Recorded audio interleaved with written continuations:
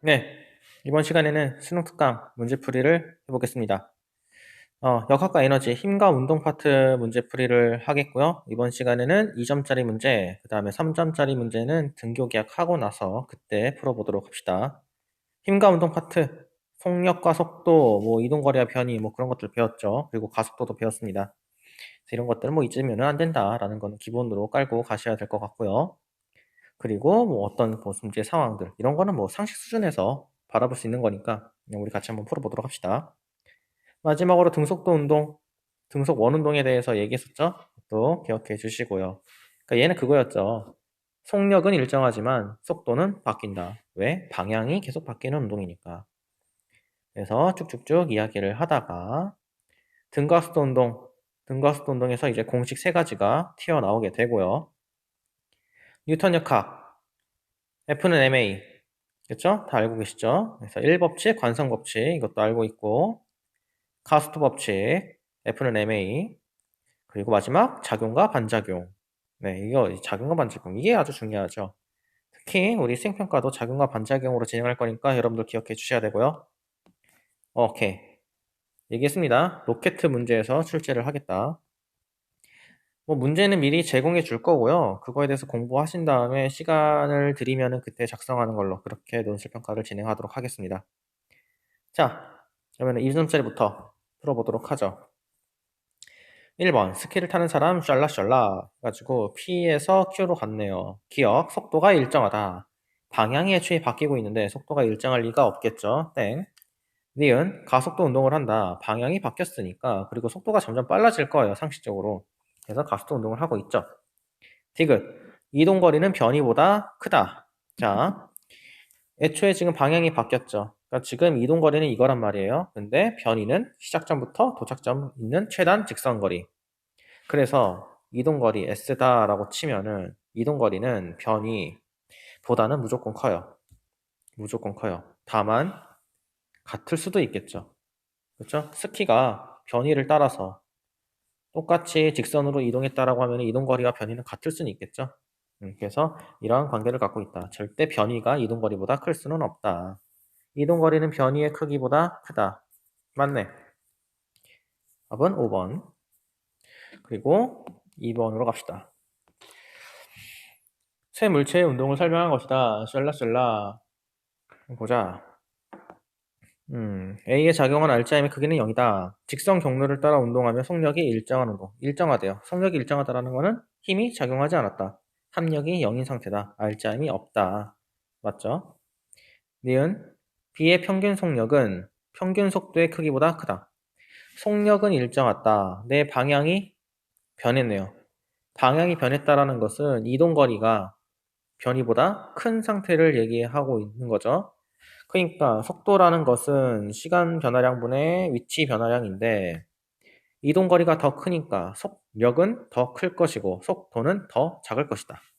그래서 니은이 맞습니다. 다음 디귿 C의 속력은 증가한다. 가속도 크기가 일정하되 운동 방향과 가속도의 방향이 같은 운동을 한다. 애초에 운동 방향이 이렇게 가고 있었는데 그 가속도의 크기가 같은 방향이라고 하면은 매 시간마다 이동하게 되는 위치 변화가 커지겠죠. 그 말은 뭐야? 속력이 크다는 거지. 맞다. 그래서 이번에도 5번. 3번. 회전 관람차 바이킹 자이로드로 기억. 회전 관람차는 속도가 일정한 운동이다. 원운동하고 있습니다. 원운동은 아니에요.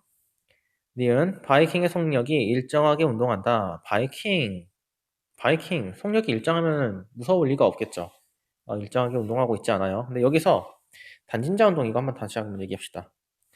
추가 이렇게 빙글빙글 도는 것 운동을 이제 단진자 운동이다라고, 그러니까 진자 운동이다라고 하는데 여기 특기가 있어요. 특징이 있어요. 바이킹이랑 똑같은 거잖아요. 얘를 보면은 최고점, 이 진동에 대해서 최고점에 위치했을 때에는 속력이 멈춥니다. 속력이 없으면, 그러니까 순간적으로 멈추잖아요. 그때를 얘기하는 거예요. 속도 혹은 속력이 최하다, 최저. 대신 이때에는요, 각도가 가장 커요. 이때는 각도가 가장 큰 상태예요. 이 다음에 가장 큰 가속도로 위치 변화가 일어날 겁니다. 그래서 이렇게 쭉 이동을 할 거다라는 걸 얘기해 주고 있는 거고요. 그 다음에 최저점에 있을 때. 최저점에 있을 때에는 오히려 이때 운동하게 되는 가속도의 크기는 가장 작아요.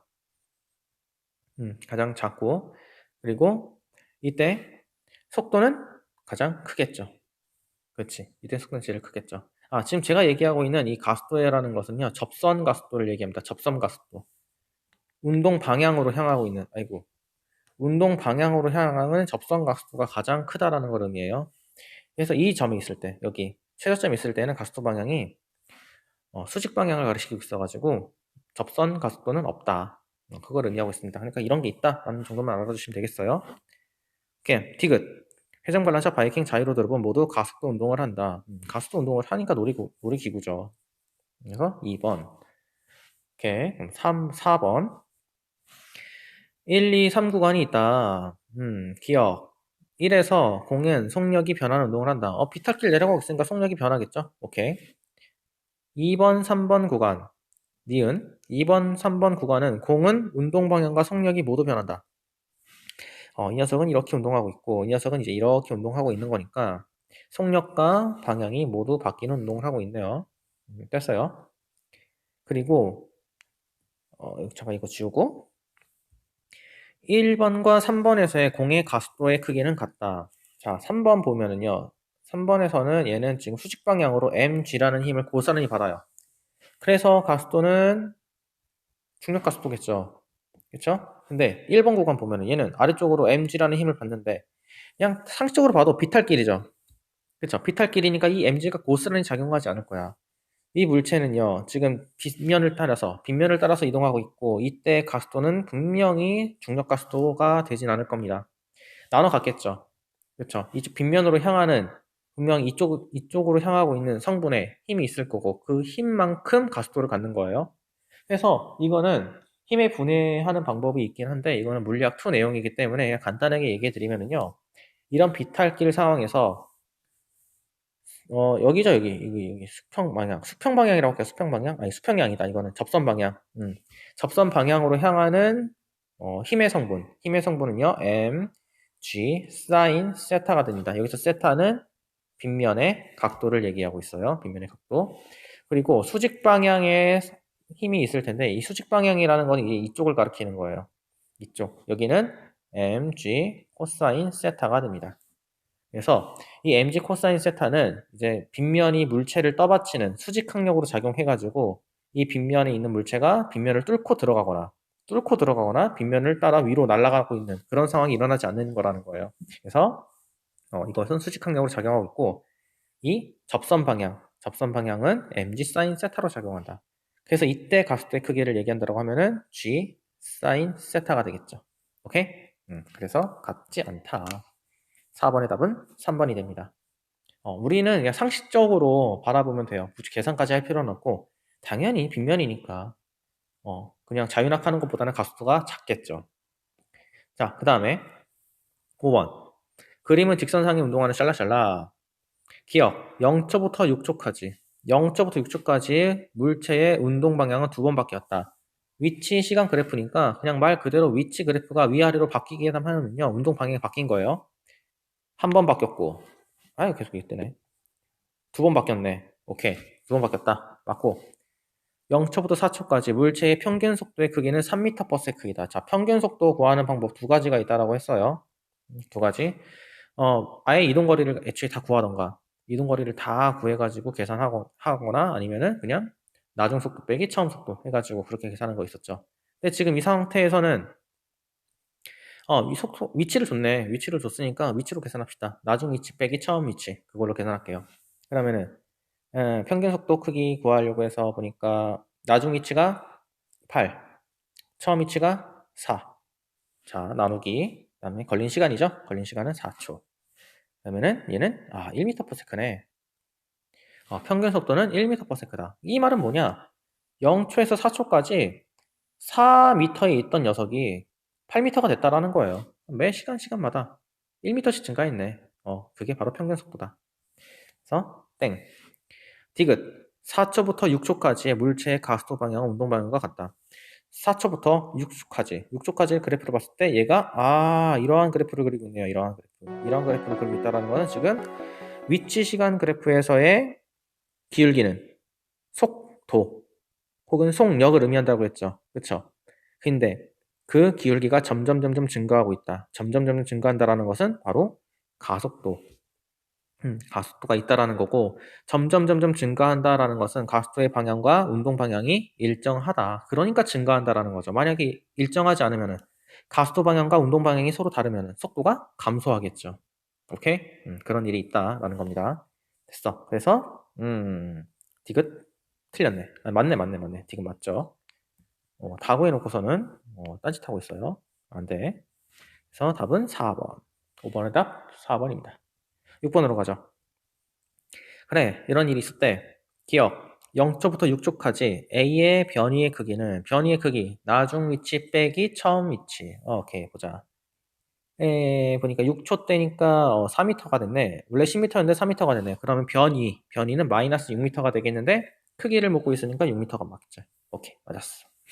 니은 0초부터 4초까지의 평균 속력 0초부터 4초까지 평균 속력은 A와 B가 같다. 평균 속력이니까 구해보자. 4초까지? 그러면 위치 변화량 몇입니까? 위치 변화량 마이너스 8이네. 오케이, 마이너스 8. 그리고 시간은 4초. 그러면은 이때 속력을 구하면은 4분의 마이너스 8. 그래서 마이너스 2m per sec가 될 거예요. 근데 크기, 평균 속력이라고 했으니까 이제 부호를 방향을 따질 필요가 없다라는 겁니다. 방향 따질 필요가 없으니까 이때 평균 속력은 2m per sec가 되겠어요. 다음 B. 오케이, 보자. B는 속도 그래프네. 평균 속도 구하라고 하네. 그럼 이런 상태는 어떻게 하라고 했어? 두 가지 방법이 있다고 했잖아요. 이럴 때는 그냥 얘네 둘 절반 크기, 절반 값으로 계산하면 됩니다. 절반값 뭐야? 쭉 구워봐. 절반값, 그러면은 여기 뭐 5, 3, 4. 4네, 4. 그쵸? 간단하다는 거예요. 이거 뭐 했어요, 이거? 두 속도를 더한 다음에 2로 나누면 된다. 그게 평균 속도다. 오케이? 그래서 계산해보면은 얘는 4m per sec. 얘는 4m per sec. 근데 아까 얘는 2m per sec. 그러니까 같지가 않죠. 이렇게 땡 틀렸고. 다음 디귿. B의 가속대 크기는 1m per sec이다. B의 가속대 크기. 보자. 아이고. 가속대 크기는 속도 시간 그래프에서의 기울기가 가속도 크기라고 얘기했어요. 근데 기울기 구할 수 있잖아. 아이고 이렇게 버벅거려. 기울기 그려 봅시다. S축. 가속도니까 S축 여기 4. Y축 해야 되는데 나중 빼기 처음이죠? 나중 빼기 처음 6 마이너스 2 그러면은 1m per s 맞네. 1m per s 제곱. 오케이? 1m per s 제곱. 그래서 1m per s 맞네. 그러면은 아이고 계속 보네. 6번의 답은 4번이 되겠습니다. 7번 갈게요.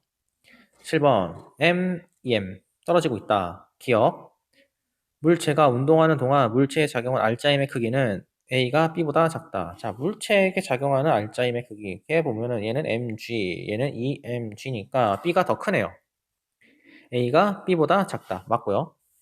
니은 수평면에 닿은 순간 A의 속력은 루트 EGH다. 자, 이거 등각수 공식 세 번째 거 쓰겠습니다. EA, S는 나중 속도 제곱 빼기 처음 속도 제곱이다. 근데 얘가 자유낙하하고 있으니까 처음 속도가 없죠. 오케이. 처음 속도가 없는 상태니까 이때 나중 속도를 구하게 되면은 루트 2 이렇게 쓰지 않을게요. 이렇게 쓰지 말고 EAS다. 그럼 바닥에 닿는 순간의 이동 거리는 몇이야? H잖아요. 그러니까 그때의 가속도. 특히 A의 가속도니까 A의 가속도는 G. 왜? mg를 받아가지고 A가 움직인다. 그럼 그때의 가속도는 G. 이때 하면은 EGH가 나오네요. 자, 이거는 그냥 외워버리세요. 자연낙하 운동을 하고 있을 때 처음 속도가 0인 상태에서 바닥에 닿는 순간 그때의 속도는 루트 EGH다. EGH. 이거는 외워둡시다. 디귿. 수평면에 닿을 때까지 걸리는 시간은 A가 B보다 크다. 이거는 고등학교 1학년 때 배웠을 겁니다. 자연낙하 운동할 때에는 질량과 무관하게 떨어지는 속도가 동일하다. 이건 굳이 증명하지 않겠어요. 그래서 땡. 7번의 답은 3번입니다. 8번. 샬라샬라 했다. 기억. 1초일 때 A와 B의 속력은 서로 같다. 1초일 때. 먼저 A부터 봅시다. 위치 시간 그래프니까 나중 빼기 처음 하면은 속력 A의 속력을 계산해 보면은 12 빼기 2 그리고 시간은 5 하면은 몇이냐? 2m/s네. 그 다음에 B 보여줘. B.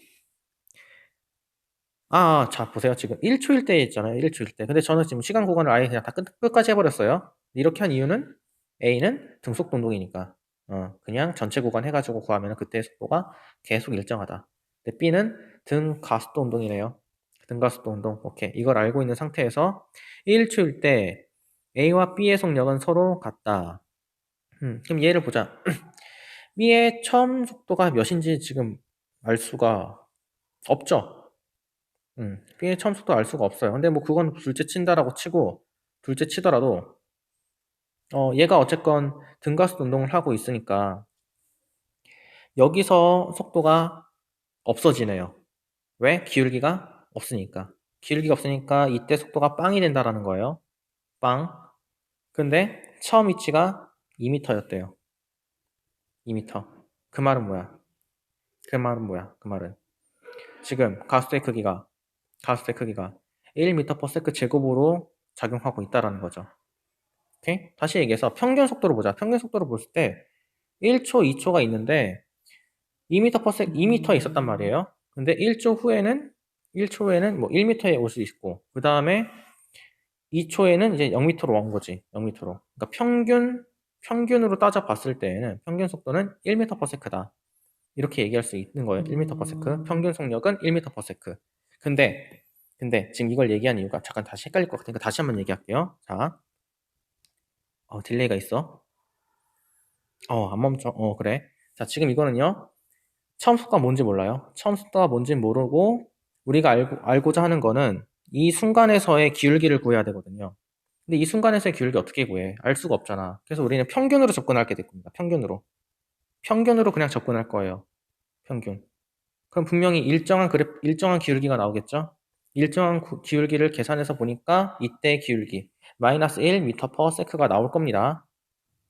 마이너스 1m/s가 나와요. 기울기. 왜? 나중 빼기 처음 했을 때 2초 걸렸는데 나중이 0, 처음이 2니까 얘는 마이너스 1m/s가 나오잖아요. 자, 이거는 평균 속도예요. 평균 속도. 근데 수업 시간에 얘기했던 것처럼 우리가 평균 속도를 구했을 때 0초에서 2초다? 그럼 그때 구했다라고 하면은 1초일 때, 그 사이 값인 1초일 때, 우리가 구한 평균 속도 구간의 시간 구간에서의 그 절반값, 1초일 때의 순간 속도가 평균 속도와 일치한다라는 걸 얘기했었습니다. 오케이?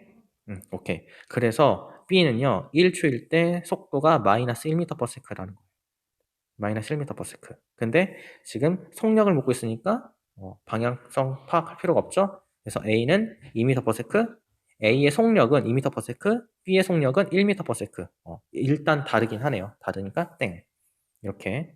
핵심은 우리가 구한 평균 속도는 그 구간, 시간 구간의 절반에 해당하는 그 중간 시간의 순간 속도다라는 거. 그게 포인트가 되겠어요. 미은 B의 가속도의 크기는 1m/s이다. 이거 아까 구했죠? 1m/s 구했어요. 오케이. 근데 1m/s를 구하긴 했는데, 자, 우리 이거 봅시다. 아까 이 녀석의 처음 속도를 지금 모른다라고 했어요. 그렇죠? 모른다라고 했고, 지금 기울기가 봤을 때, 기울기가 높았다가 기울기가 줄어들고 있는 상황이에요. 오케이? 줄어들고 있는 상황이에요. 그리고 얘는 지금 마이너스 기울기를 갖고 있었다. 그 말은 뭐냐?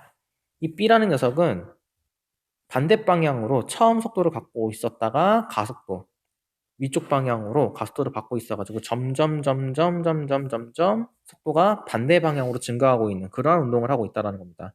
그래서 2초까지는 자신이 갖고 있던 속도가 있었을 텐데 그 속도가 점점 줄어들고 있는 상황이고 2초부터는 이제 자기가 속도가 없으니까 자신이 가해지는 가속도의 방향으로 속도가 점점 증가하는 그러한 운동을 하고 있다는 거예요. 오케이?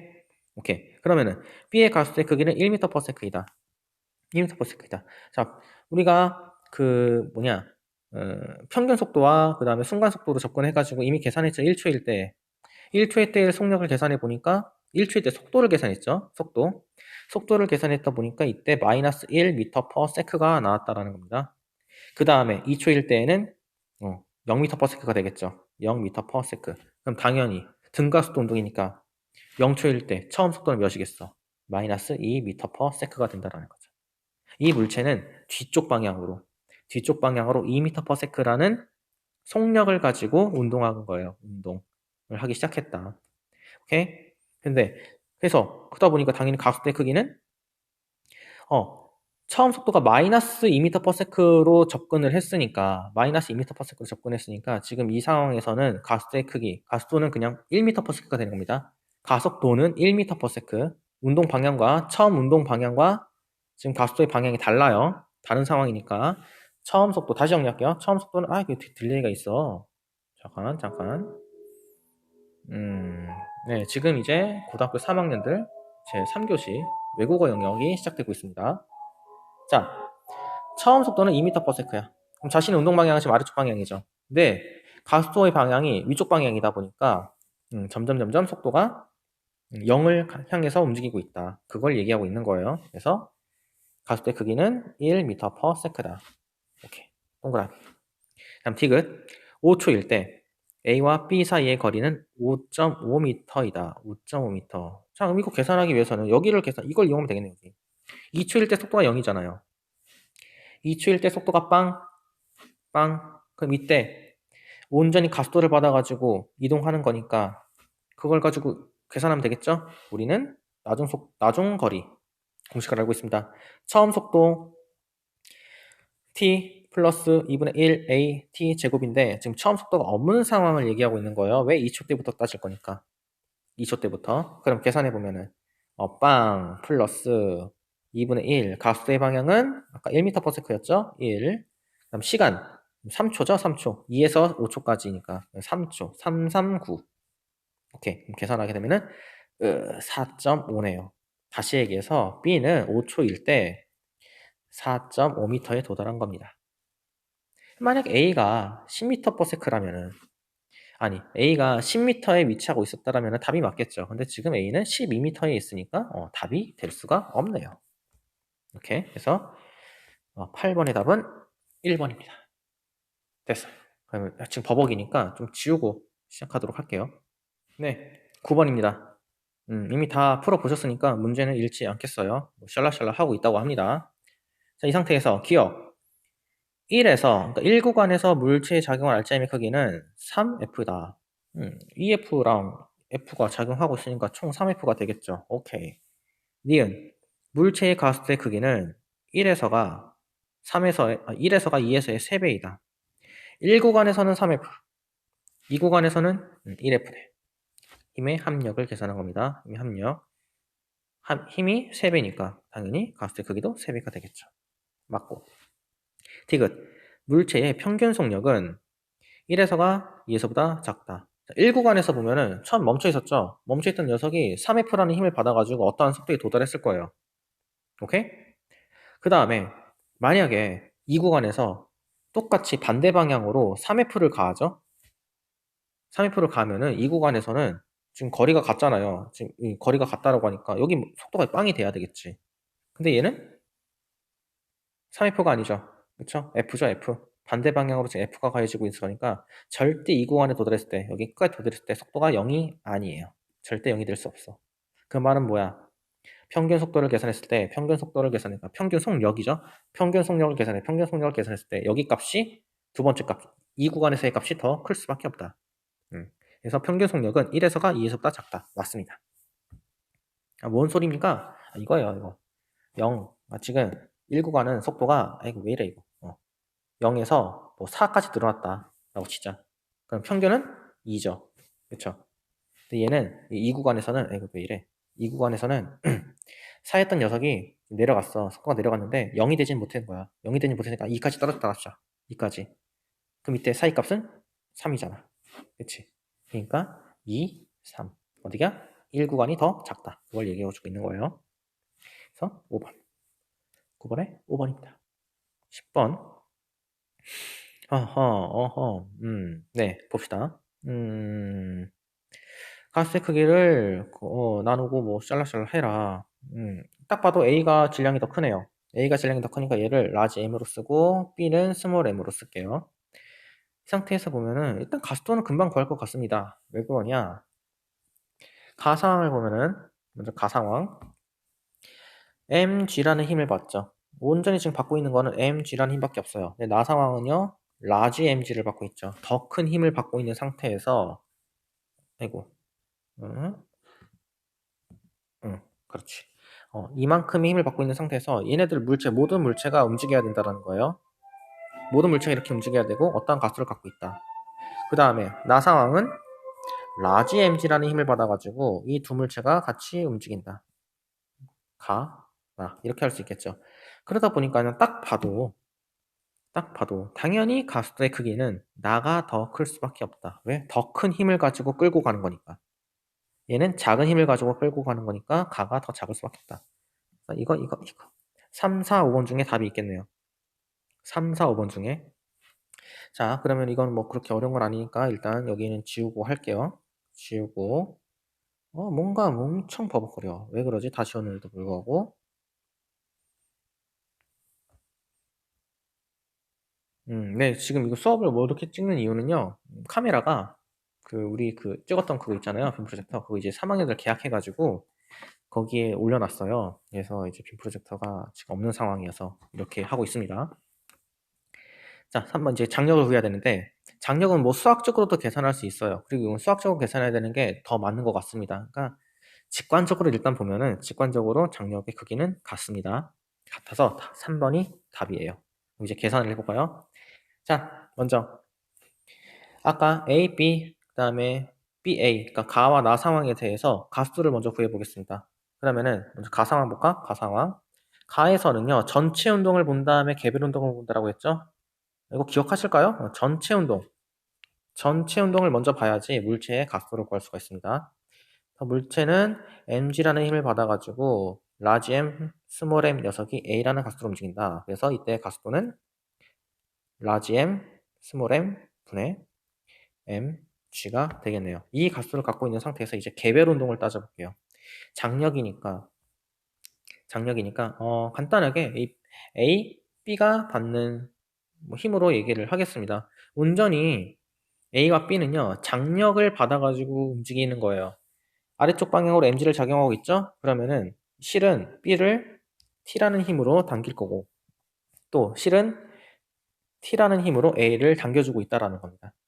그래서 A는 온전히 장력을 받아서 운동할 것인데 그 장력의 크기가 뭔지 몰라. 근데 A가 움직일 거란 말이에요. 라지 M이 움직일 건데 그때 가속도의 크기 이미 구했죠? 라지 M 플러스 스몰 M 분의 M 봅시다. 오케이, 이렇게 해서 장력을 구했습니다. 그럼 나 상황으로 할게요. 나 상황. 라지 mg라는 힘을 받아가지고 전체 녀석들이 움직일 것이다. 자, 이미 끝났죠? 이미 눈치 빠른 사람들은 이미 다 알았을 거예요. 라지 m 플러스 스몰 m 분의 라지 mg 이게 가속도가 돼. 당연히 가속도 값이 더 크겠죠. 지금 수학적으로 봐도 더 크다는 걸 알 수 있죠.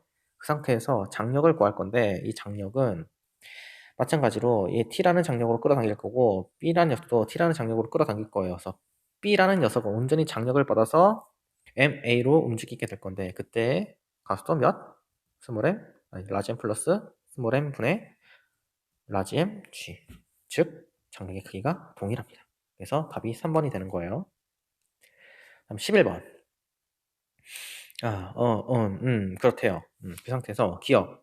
가와 나에서 A의 작용을 알자 면 0이다. A는 가만히 있습니다. 빵. 맞고요. 아이고, 또 왜 이래.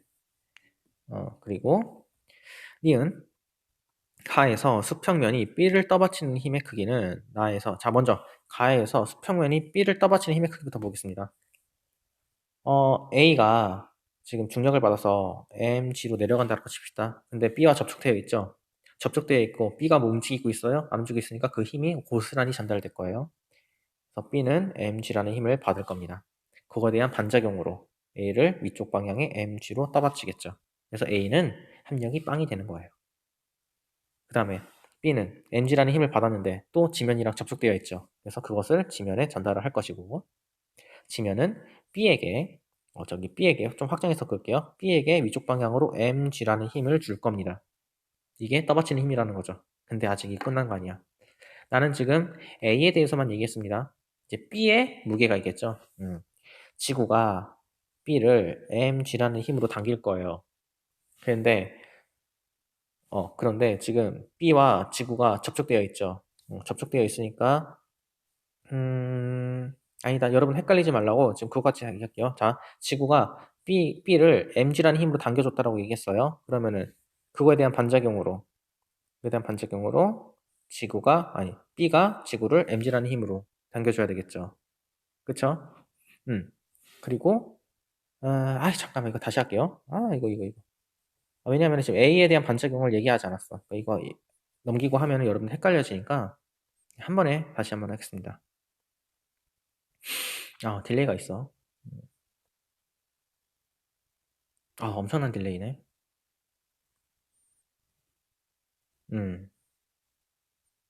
네.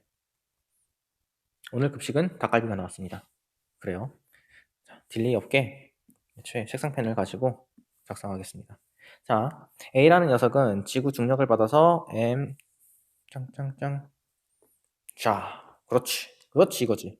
자, A라는 녀석은 지구 중력을 받아서 mg라는 힘을 받고 있어요. 그럼 당연히 그거에 대한 반작용으로 A는 지구를 mg라는 힘으로 들어 올리려고 하겠죠. 오케이, 됐어. 그런데 B와 A가 접촉되어 있기 때문에 A가 갖고 있던 힘이 그대로 B에게 전달이 되고요. mg. 그 다음에 B는 A에게 힘을 받았으니까 그게 싫어서 A를 위쪽 방향으로 mg라는 힘으로 떠받치게 됩니다. 오케이, 됐죠? 근데 B라는 녀석은 이미 mg라는 힘을 A로부터 받았어요. 받았는데 또 지면과 접촉되어 있으니까 이 mg라는 힘이 지면에 전달되겠죠. 그러면 지구는 그게 싫으니까 B에게 위쪽 방향으로 mg라고 해서 그 힘을 떠받치게 될 겁니다. 그 힘으로 떠받치게 될 거예요. 자, 이게 A의 무게에 대한 힘 표시였습니다. 작용한 반작용이었어요. 그럼 이제 B의 무게는 노란색으로 하겠습니다. B는 이제 아래쪽 방향으로 mg라는 힘으로 지구가 끌어당기고 있을 거고, 그거에 대한 반작용으로 B라는 녀석이 mg라는 힘으로 지구를 끌어당기려고 하겠죠. 그 다음에 B는 지구와 접촉되어 있기 때문에 그 힘이 다시 지구에게 전달이 되고요.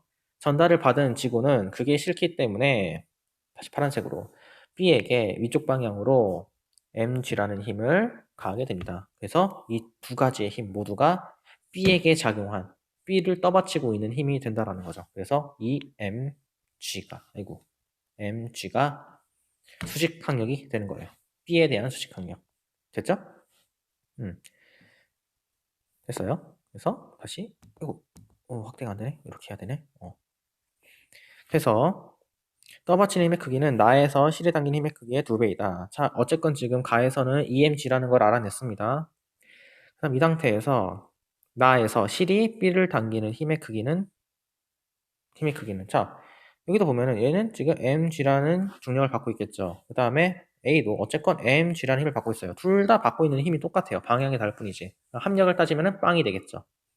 빵이기 때문에 문제에서 B가 실로 연결되어서 일정한 속력이 된다라는 거는 알자임이 빵인 상황입니다. 힘의 합력이 빵이기 때문에 일정한 속력으로 가고 있는 거예요. 내가 가고 있던 속도 그대로 가는 거지. 오케이? 그 말은 뭐냐? 지금 어, 힘이 지금 빵이 돼야 되잖아요. 합력이 빵이 돼야 되니까 이 B 관점에서 바라보게 되면은 B는요 아래쪽 방향으로 mg라는 힘을 받을 것이고 그 다음에 실이 자신을 끌어당기는 힘 얘네들이 있다. 반대 방향이니까 T가 있는데 이때 합력이 빵이 되어야 된다. T는 mg다. 이렇게 구할 수 있다라는 겁니다. 가에서는 EMG, 나에서는 mg. 그래서 2배이다. 맞다. 이렇게 되는 거죠. 오케이? 뭐 계산하니까 복잡한 건데 여러분들 이제 좀 익숙해지면은요 그냥 한눈에 보여요. 그런 일이 벌어질 겁니다. 디귿. 나에서 실이 끊어지면 가스의 크기는 A가 B보다 작다. 나에서 실이 끊어지면은요 그냥 장력이 사라지는 거예요. 장력이 사라지면은 A도 mg, B도 mg 똑같이 mg라는 힘을 받아가지고 떨어질 거니까 그때는 가스의 크기는 똑같죠. 땡. 그래서 11번에 3번입니다. 12번. 12번 문제 풀고 다시 한번 딜레이가 있을 것 같으니까 좀 지우고 시작하겠습니다. 기억. 1초일 때 F의 크기는 15N이다. 자, A가 어쨌건 3이라는 각수로 움직이고 있대요. 그리고 A와 B가 같이 붙어 있으니까 B도 3이라는 각수로 가고 있죠. 둘 다 각수의 크기는 A는 3m/s 제곱이에요. 그 상태에서 힘의 크기가 뭐냐? 결국 이거지. 전체 운동을 따지라고 했죠? 전체 운동. 어떠한 힘을 가했는데 그 힘을 통해서 이 두물체의 총질량 5kg이 각수 몇? 3이라는 각도로 움직이고 있다. 즉 이때 힘의 크기는 15N이 된다는 거죠. 기억 맞고요. 니은 1초일 때 A가 B에 작용한 힘의 크기. 1초일 때 A가 B에 작용하는 힘의 크기는 9N이다. 자, 그러면 이거는 장력이라기보다는 힘의 전달을 가지고 얘기할게요. 아까 그 11번 문제 풀 때는요, 얘네들이 멈춰 있잖아요. 멈춰 있기 때문에 힘이 그대로 고스란히 전달이 됩니다. 고스란히 돼요. 뭐 어느 쪽 방향으로 반대 방향으로 힘을 받거나 그러는 게 전혀 없었기 때문에 고스란히 힘이 전달된다라고 보면은 얘네들은 움직이면서 힘을 받고 있기 때문에 고스란히 힘이 전달이 되지 않아요. 되지 않아서 이때 A가 받는 힘을 표현해 보면은 A는요, F라는 힘을 받아서 운동을 할 겁니다. 근데 B와 맞닿아 있죠. B와 맞닿아 있으니까 B를 밀치는 어떠한 T라는 힘을 B에게 전달을 할 거고요. B는 그 힘이 싫으니까 A를 그 T라는 힘, 반작용으로 가해주게 되겠죠. 그래서 A의 운동 방정식을 써보면은 A는 F라는 힘 마이너스 T를 받아가지고 2kg이죠? 2kg으로 지금 3이라는 이러한 가속도로 움직이고 있다는 겁니다. 이러한 가속도로. 오케이? 오케이. 그래서 계산해 보면은 힘 구했죠? 힘 15예요. 15. 마이너스 t는 6. 그럼 땡땡땡 해서 t. 이때 그 t는 9죠, 9. 그렇죠? 그럼 다시 말해서 이제 b에 대해서 써볼게요. b는 온전히 지금 b한테 작용하고 있는 거는요. t밖에 없는 거예요. 즉 말해서 9라는 힘을 받아서 3kg인 녀석이 가속도 3으로 움직이고 있다. 딱 성립하죠. 그렇죠? 그래서 이렇게 운동 방식을 쓰게 되는 겁니다. 자, 그래서 이도 맞다. B가 A에 작용하는 힘. 아까 T 구한 거잖아요. T. T끝. 0초부터 4초까지 A가 이동한 거리는 12m이다. A가 이동한 거리 구해봅시다. 자, 가속도가 3이래요. 가속도 3. 시간 가속도 그래프에서 이 면적이 해당하는 게 나중 속도가 된다라고 했죠. 나중 속도는 6m/s가 되겠네. 6m/s가 되었고, 그리고 6m/s가 되었는데 평균 속도로 계산합시다. 뭐 다양한 풀이법이 있을 거예요. 꼭 제 풀이법만 있는 게 아닙니다. 그냥 저는 그냥 간단하게 풀고 싶어가지고 평균 속도로 접근을 하겠어요. 평균 속도니까 다시 말해서 속도는 이런 식으로 증가할 거예요. 그래서 여기가 6m/s가 된다라는 거지. 그리고 그때 시간이 2초. 그래서 나는 평균 속도 개념으로 접근하겠다. 그러면은 얘는 3m/s가 되겠죠. 평균 속도는. 밑에 면적은 이동거리가 된다. 이동거리는 6m가 되겠습니다. 오케이? 어려운 거 없어요. 6m가 된 상태야. 6m가 된 상태에서 이미 이 물체의 나중 속도는 6m/s인데 2초를 더 가죠. 그쵸? 2초를 더 갔으니까 이 말은 뭐야? 다시 VT 그래프에서 이제 6초 아니지 2초부터 4초까지 얘기하는 거예요. 이때 속도가 6m/s니까 여기 면적 구하라는 거예요. 여기 면적 몇이야? 10이잖아요. 12 더하면은 18. 그래서 이거 땡. 그래서 몇 번이야? 12번의 답은 3번이 되는 겁니다. 오케이, 됐죠? 일단 여기까지 하도록 하고 좀 지웠다가 다시 시작하도록 할게요. 자, 13번입니다. 샬라샬라 하고 있어요. 이 상태에서 B에 작용하는 알짜임의 크기는 B에 작용하는 알짜임의 크기는 10N이다. 오케이, 봅시다. 얘가 알짜임이니까 뭐 그거 네, 따져보면 되겠네요. 따져볼게요. B는 여기 10N이 걸렸다라는 거는 지금 실이 이쪽으로 당기고 있는 힘의 크기가 10N이라는 거고 얘도 이쪽으로 가고 있는 게 10N이라는 거죠. 그렇죠? 이렇게 운동하고 있다라는 거예요. 그러면은 B에 작용한 R자임의 크기는 20N이겠네요. 그렇죠? 20N이죠? 왜? 30 마이너스 10이니까 20N. 그래서 기억 틀렸고. 니은 A의 가속도의 크기는 가에서가 나에서보다 크다. 자, A는 10N이라는 힘만 받고 있습니다. 10N. 장력이죠, 결국. 10N이라는 힘을 받아가지고 움직이고 있다. 근데 1kg이네. 10은 1 곱하기 A. 그래서 A는 10m/s 제곱이 나왔고요. 자, 그 다음에 여기 나에서 볼게요. 나를 보려고 하는데 뭐 질량도 안 알려주고 뭐 어쩌라는 거냐라고 싶잖아요. 근데 이미 가 상황을 통해서 우리는 알 수 있습니다. 가와 A는 어쨌건 같이 움직이고 있죠. 같이 움직이고 있다는 것은 B라는 녀석에 이거 이렇게 쓰지 말고 다른 색깔로 할게요. B라는 녀석은 지금 20N이라는 힘을 받아가지고 A와 똑같은 가속도 10m/s 제곱이라는 가속도를 가지고 운동해야 된다라는 거예요. 그럼 질량이 몇이야? 질량이 몇이겠어? 당연히 B의 질량은 2kg이 된다라는 거죠. 오케이? B의 2kg 구했으니까 이 물체한테 작용하는 힘의 크기는 EMG 해서 20이네요. 20N. 20N이 가해지고 있는 상황입니다. 오케이? 니은 가속도의 크기는 오케이. 자, 20N이라는 힘을 받아가지고 전체가 같이 움직이는 거니까 얘 둘을 더해주면 되겠죠. 그러면은 1 더하기 2 해서 전체 가속도 밑에 가속도는 3분의 20이 되겠습니다. 3분의 20. 그러면은 얘도 똑같이 해볼까? 얘도 그러면 3으로 바꾸면 3분의 30. 그럼 어느 가속도가 더 커요? 가에서의 가속도가 더 크죠? 가에서가 나에서보다 크다. 오케이. 맞고요. 그다음 디귿. 나에서 용철저울로 측정한 힘의 크기는 3분의 20N이다.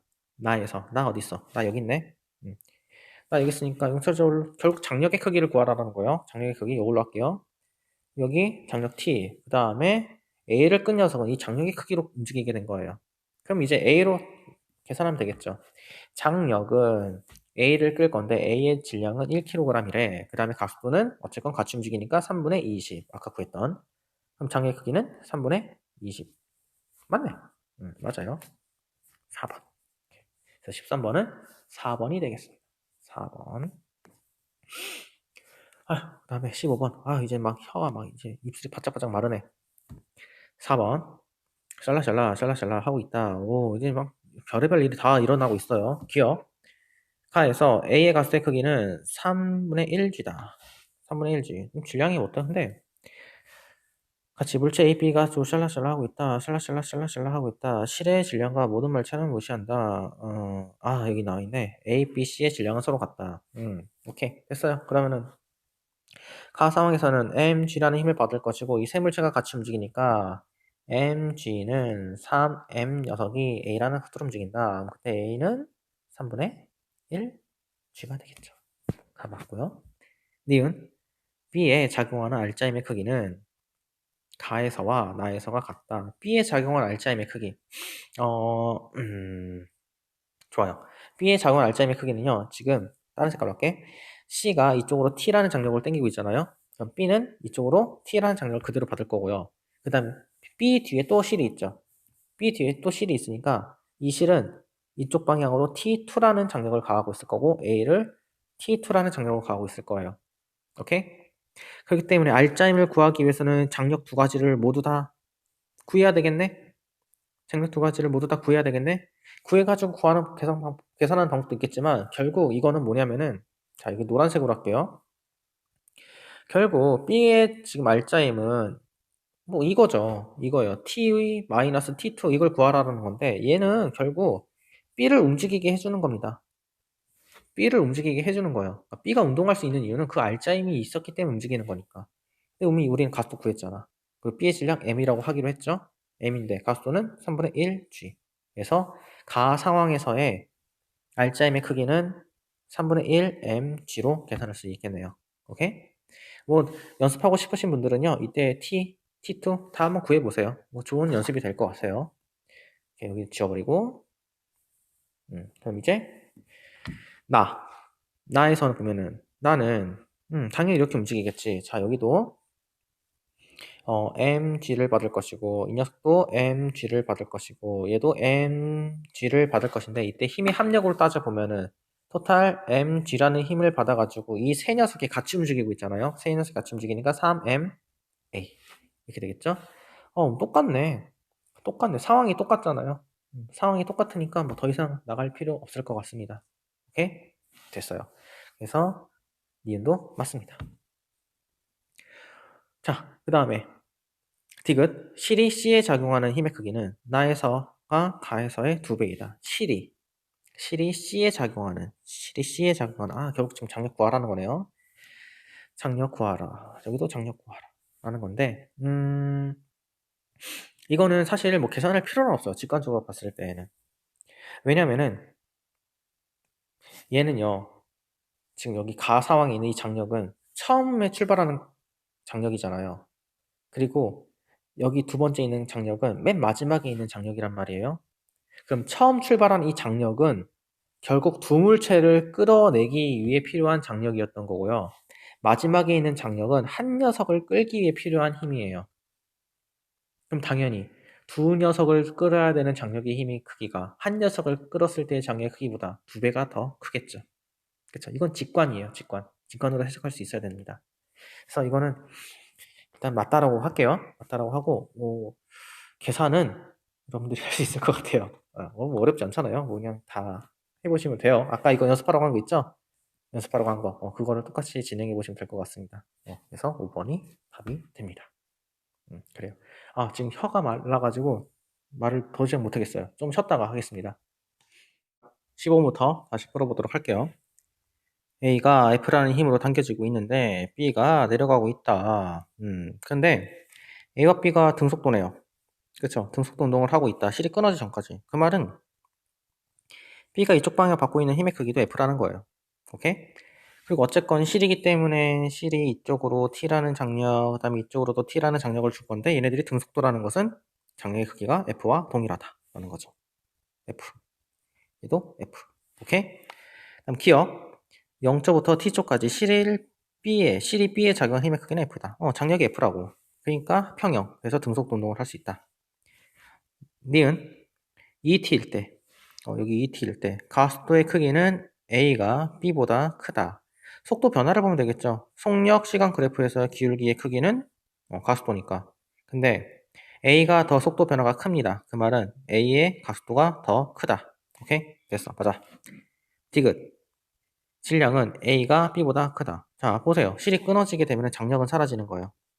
장력은 사라졌어. 장력은 사라졌는데 A와 B 둘 다 작용하는 힘의 크기는 동일합니다. 힘이 동일한데 각도 크기가 다르다? 그 말은 뭐겠어? 질량의 차이가 있다라는 거죠.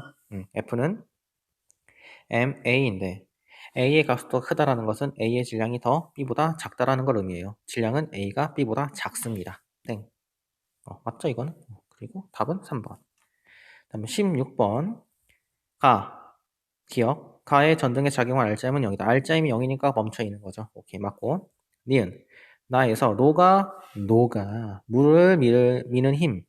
노가 물을 밀었어. 그럼 물은 섭섭하죠. 그러니까 노를 밀 거란 말이야. 이거는 작용과 반작용 관계죠. 티귿. 다에서 가스가 막 이제 로켓을 밀 거야. 로켓을 밀면은 로켓은 가스를 작용과 반작용에 의해서 밀겠죠. 근데 그 힘의 크기는 작용과 반작용 관계이기 때문에 동일하다. 땡. 그래서 16번의 답은 1번이 되겠습니다. 17번입니다. 17번 그림 일정한 속도로 운동하는 에스컬레이터의 수평한 발판 뭐 이렇게 써 있네요. 기억. 사람에게 작용한 R자임의 크기는 0이다. 일정한 속도로 움직이고 있으니까 R자임은 0이겠죠. 니은. 에스컬레이터가 사람에게 작용하는 힘의 방향은 사람의 운동 방향과 같다. 보자. 이거 봅시다. 사람은 지금 지구 중력을 받고 있을 거예요. 지금 사람이 받고 있는 힘의 크기는 이게 다예요. 이건 말고는 없어. 그래서 에스컬레이터는 뭘 하고 있냐? 사람을 지금 떠받쳐주고 있는 거죠. 위쪽 방향으로 움직일 수 있도록 떠받쳐주고 있는 힘. 이 힘밖에 없는 겁니다. 운동 방향과는 다르다라는 걸 알 수가 있죠. 그래서 땡. 에스컬레이터가 사람의 작은 힘의 크기는 사람이 무게보다 크다. 무게와 동일하다라는 겁니다. 동일하다고. 그러니까 틀렸죠. 그래서 답은 1번. 다음에 18번. 그림 가는 지면에서 비스듬히 던져진 공이 운동하는 모습을 샬라샬라 하고 있다. 기억, 공은 운동 방향과 속력이 모두 변하는 운동을 하고 있다. 그러고 있죠. 운동 방향과 속력이 모두 변하는 운동을 하고 있어요. 니은, 달의 운동 방향과 같다. 달의 가속도 방향은 구심을 향하고 있고, 달의 운동 방향은 그 접선 방향입니다. 다르죠? 땡. 티귿. 지구가 달에 작용하는 힘의 크기와 달이 지구에 작용하는 힘의 크기는 같다. 작용과 반작용. 그래서 만유인력이라고 합니다. 이걸. 작용과 반작용 관계이기 때문에 같습니다. 그래서 답은 3번이 되겠네요. 다음 19번. 두 문제 남았어. 19번. 그림은 공중에 떠 정지해 있는 무인 드론기 샬라샬라. 자, 드론에 작용하는 RGM은 빵이야. 어쨌건 드론 또 멈춰 있잖아요. 멈춰 있으니까 RGM은 빵이야. 맞고요. 드론의 회전 날개가 공기를 아래로 밀어내는 힘의 크기와 공기가 회전 날개를 밀어 올리는 힘의 크기는 같아. 작용과 반작용 관계입니다. 줄이 드론을 당기는 힘의 크기는 물체의 무게와 같아. 물체의 무게가 같다.